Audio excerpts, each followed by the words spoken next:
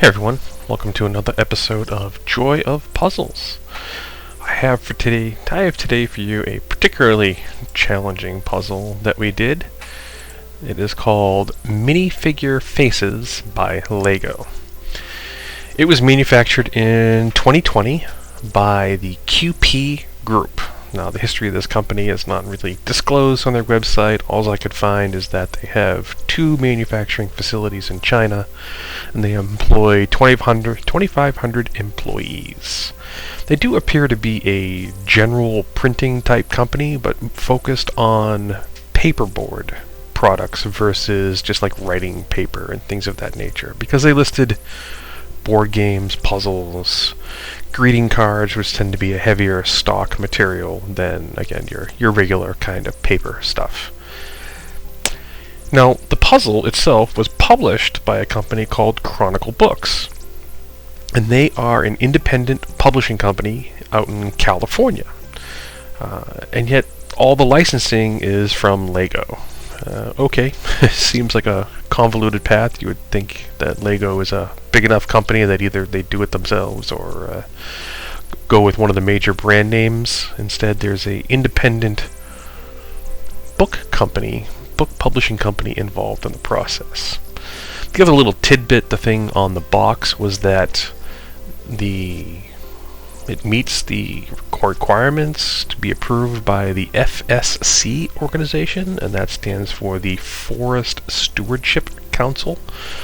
This appears to be a completely voluntary organization whose goal is to work with companies and help them plan and sustain forests around the world.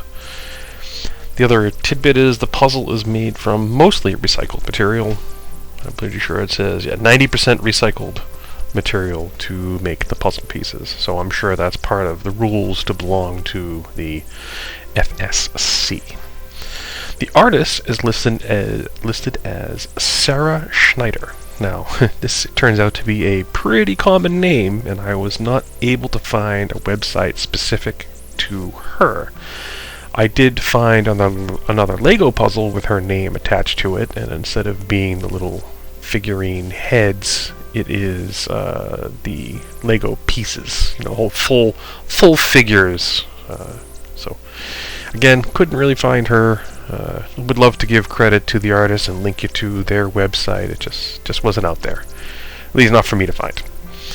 This is a 1,000-piece puzzle with about 280 little yellow Lego heads on it. It was quite challenging. It took 11.5 hours, and that is consistently with 2 people working on it, sometimes 3. So the build time on this is pretty long, so not for the faint of heart.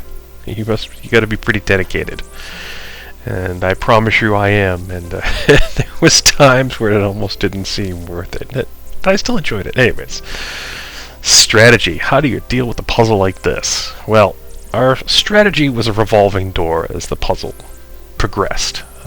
We built the border first, and in my head I said, oh good, at least with all the faces we know the orientation of every piece, and that cuts back on some of the guesswork on how the pieces fit into a puzzle, whereas sky and things of that nature, you have to not only deal with the color and the shape, but what's its orientation. So that variable is gone, and it didn't seem to matter. What did we do? Good grief. With all these little yellow pieces, of course, we joked, let's pull the yellow pieces. Well, that one, of course, was not going to get us anywhere. So we started with eyewear, glasses and goggles and things of that nature that some of the little faces have. And then from there, we went in and said, okay, all right, it's a lot of eyewear, but still didn't build much of the puzzle with all of them done. Let's go after beards and mustaches. All right, so built a lot of those, and then it became, all right, how about stubble? And depending on how the pieces are cut, you couldn't really tell the difference between maybe a mustache and an eyebrow. So it was not an easy one.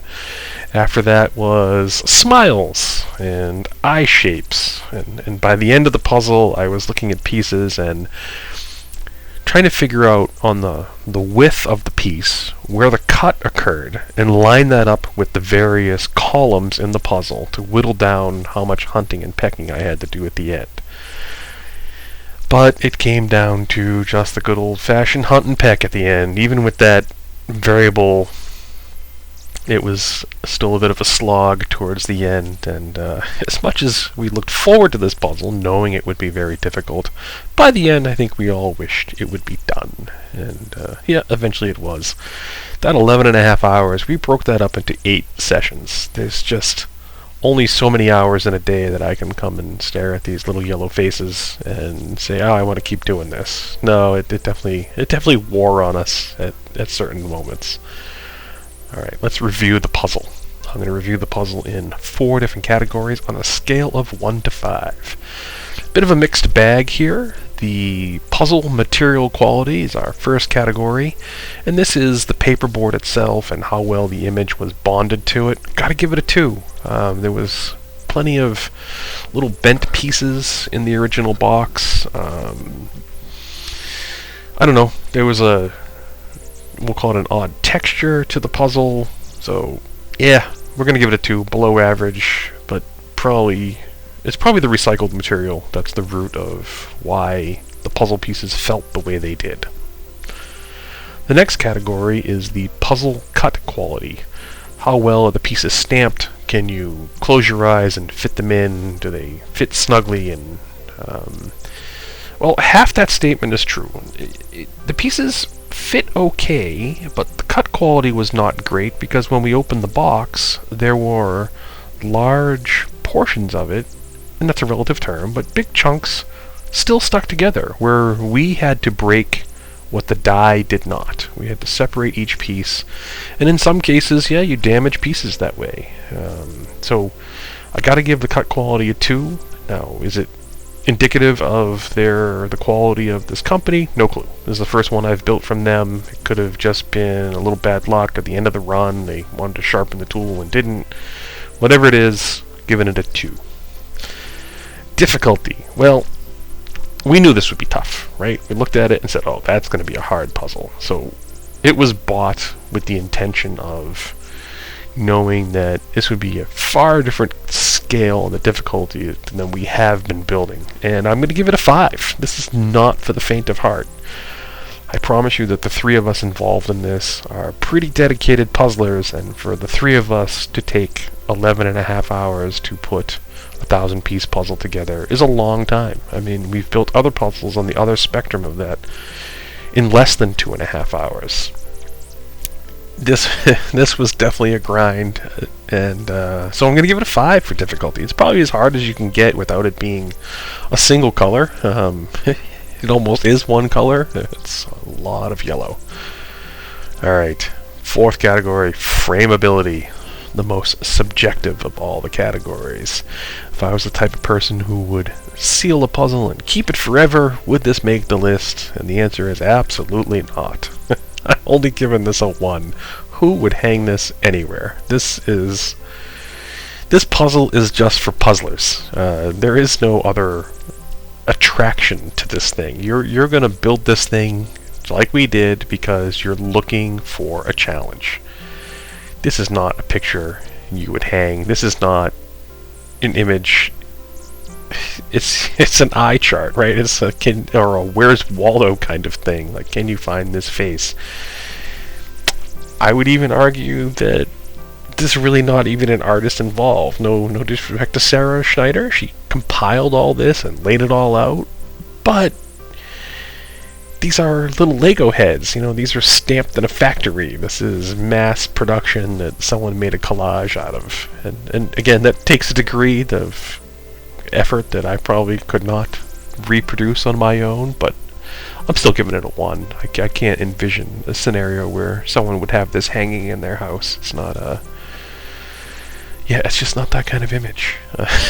So, overall, not a linear thing. If it was, I'd probably rate this lower. I'm going to still give it a 3 for overall because the difficulty was intentional, right? We bought this puzzle knowing that it would be hard, so it lived up to that expectation. And to me, that outweighs some of the quality issues, and the fact that it's not really a frameable puzzle doesn't mean much to me. I'm more interested in the build itself, the process, the the strategy behind it than I am in what the image looks like at the end. So for me, I'm still going to give it a 3 for overall. I very well may build this puzzle again. It was difficult, yes, but it doesn't pretend to be anything other than that. I bought this puzzle specifically because it's difficult, and in that respect, it lived up to my expectations and I enjoyed it. Alright, we're coming to the end here, which when we were building it seemed like it would never happen, but it did. And you'll see us take the pieces apart and we'll put the edges in a little plastic baggie. That's just to save me some sort time next time go around. If you enjoyed the video, go ahead and click the like button, maybe even subscribe to the channel. I look forward to bringing you more puzzle videos, maybe not this challenging in the very near future. I do have some others queued up that are built. I just have to edit the videos. So again, I appreciate everyone that takes 10 minutes out of their day to watch one of these things, and look forward to bringing you more of them. Alright, thanks again everyone. Bye.